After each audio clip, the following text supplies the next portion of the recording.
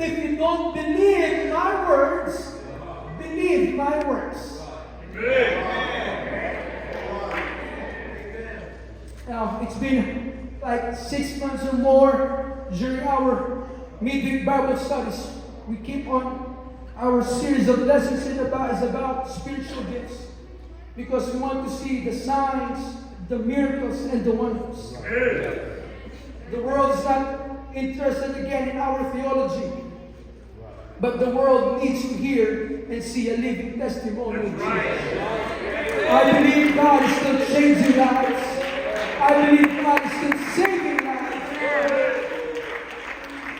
Let me share testimony again. 2 Sundays ago, Pastor. Hallelujah. After our prayer devotion, we go into our Sunday school. That's for the general, every adult, because it's our indoor crusade.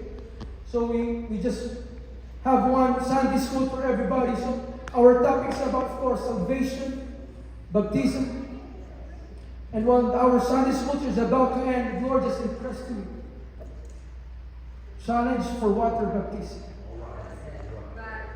And then when I took the mic and I asked our visitors, if God has spoken to you that you need to be baptized, come to the altar.